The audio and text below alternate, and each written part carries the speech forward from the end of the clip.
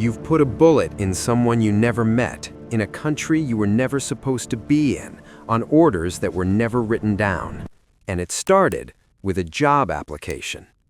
Level 1, the applicant. You're at your laptop, late night. CIA's website is open. There's a button that says Apply Now. It looks exactly like applying for an accounting job. You fill out the form, hit Submit, wait 6 months. Then one morning, a completely boring email lands in your inbox. We'd like to speak with you.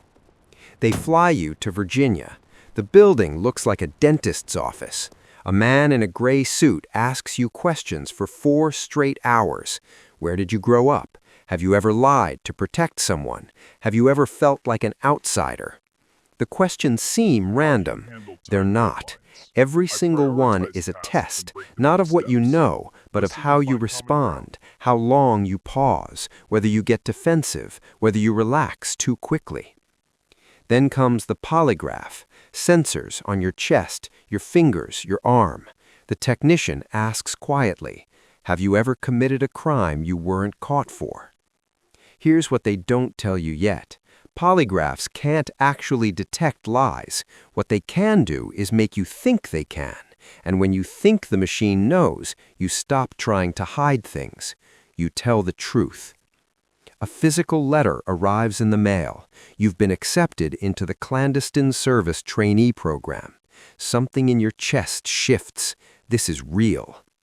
Level 2, the farm. Camp Peary, Virginia.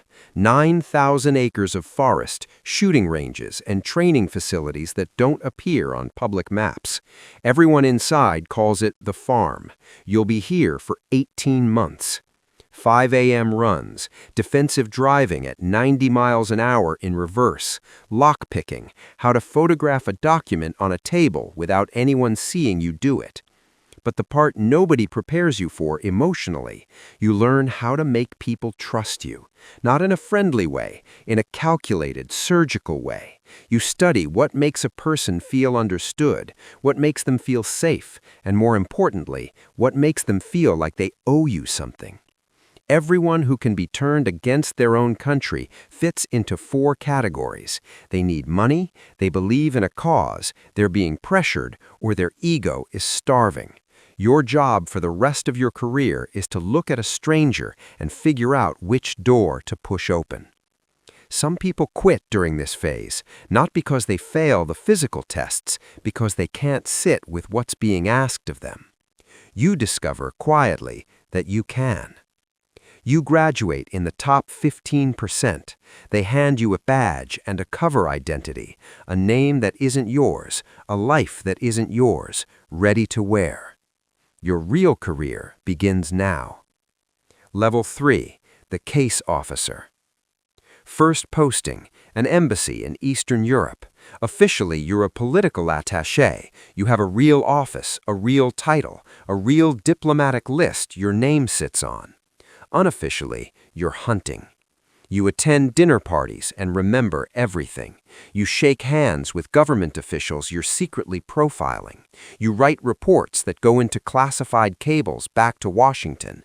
And slowly, carefully, you find your first target. He's a mid-level foreign ministry official, smart, a little sad around the eyes, access to diplomatic cables Washington desperately wants to read, and a gambling problem.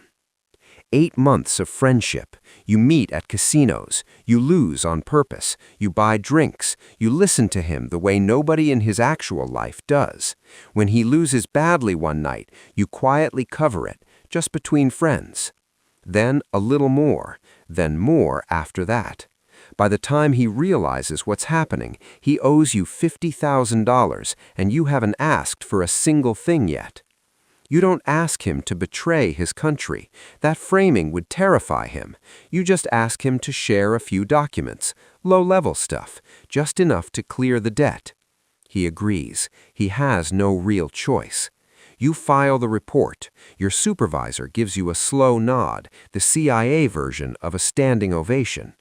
That night, you pour a drink and stare out the window and feel something complicated that you don't have a name for. You put it in a box, close the lid. You've already started getting good at that. Level 4. The knock. Most CIA officers have a safety net. Diplomatic cover means if you get caught somewhere you shouldn't be, you flash credentials, get escorted to the airport, go home. Embarrassing, not dangerous. They offer you something with no safety net at all. Non-official cover, knock, pronounced knock. No diplomatic status, no embassy to run to. If you're caught, the CIA doesn't know you, the State Department doesn't know you, the President doesn't know you. You're just a person who broke a foreign country's laws. In some countries, that means prison. In others, it means something worse, in a place no one will ever find you. You say yes. They build you a complete fake life. You're a management consultant. You work for a firm that has real offices and real clients and is entirely a front. Your neighbors think you're just an expat working too hard. Your family thinks you left government years ago. The people who know the truth can be counted on one hand, and you haven't seen any of them in 2 years. One night, around month 3, you catch yourself in the bathroom mirror, and for just a second, you can't tell which version of yourself is looking back. You splash water on your face. You have a meeting in the morning. Level 5. The paramilitary. Your cover nearly gets blown in Beirut. A local intelligence service starts watching you. You spot the tail and A-board clean, but you're compromised. That entire region is permanently off the table. They offer you a different path, the Special Activities Center, paramilitary operations, the people the CIA sends when information alone isn't enough. 6 months of the hardest training you've ever done, close quarters combat, demolitions, high-altitude jumps, SERE, what to do when you're captured and someone is trying to break you. First deployment, Afghanistan. 3 months in the mountains, growing a beard, eating local food, working with militia fighters whose loyalty you can never fully verify. You call in airstrikes on coordinates given to you by informants. You watch through binoculars as buildings turn to rubble. Sometimes the intelligence is right. Bad people who were planning worse things are gone. Sometimes the intelligence is wrong. You don't let yourself sit with that. There's another mission tomorrow. You put it in the box with everything else. When you rotate out, they give you a medal for a mission that will never appear in any record. You put it at the bottom of your bag. That night, you call your mother. She asks how work is going. You say, busy, same old stuff. Level 6, the team leader. 5 years in, you're promoted. 8 people are now your responsibility. Libya. Gaddafi is falling. The country is tearing itself apart, and somewhere in the chaos are chemical weapons, mustard gas, possibly sarin, that every militia in the country is trying to grab first. 6 weeks in Tripoli, 2-hour sleep rotations, safe houses that change every 48 hours, bribing people who might be lying to you, moving only at night. You find the caches. 15 tons of chemical weapons the official report said didn't exist. No safe way to move them, so you destroy them in place. Last night, heading to extraction, your convoy gets hit. One of your men dies. His name was Danny. His daughter had just learned to walk. You carry Torres, wounded, bleeding, half a mile through streets while rounds snap past your head. You feel his blood soaking through your shirt. You don't let go. The helicopter comes. You get everyone out who's still breathing. The mission is classified a success. 2 weeks later, you write a letter to Danny's wife. You can't tell her where he died or what it meant. You write that he served with honor, that he was brave. Every word is true. The letter is still a lie. Level 7. The station chief. 15 years in. Your shoulder dislocates if you move it wrong. Your knees need 10 minutes every morning. The ringing in your ears from too many close explosions. That one's permanent. You're 42 and feel like something much older. They give you chief of station, Senior CIA officer in an entire country. Every operation, every asset, every piece of intelligence flows through you. You sleep 4 hours a night.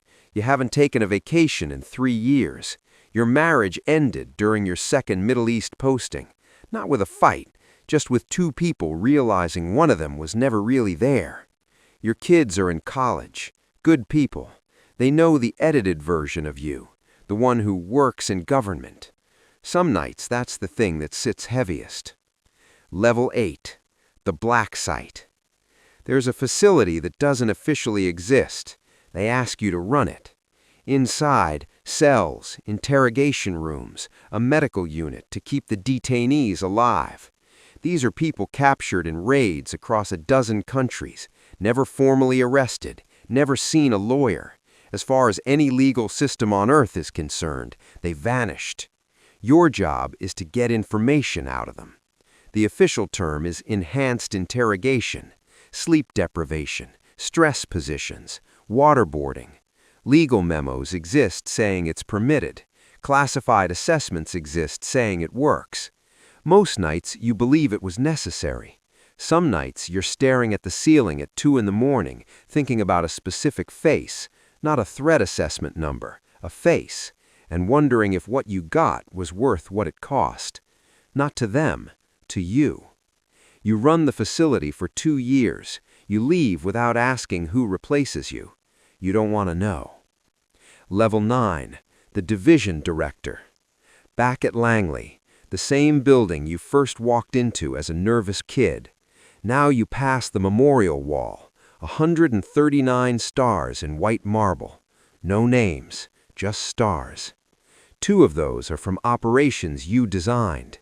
You brief the president. You sit in the situation room and recommend drone strike targets. You authorize operations in countries where America has no official presence. You testify before Senate committees in sessions with no transcripts, giving answers that are technically true and deliberately incomplete. The senators don't want details.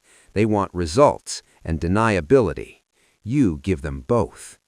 The machine runs. Some of what it does prevents attacks. Some of what it does creates exactly the conditions for more attacks.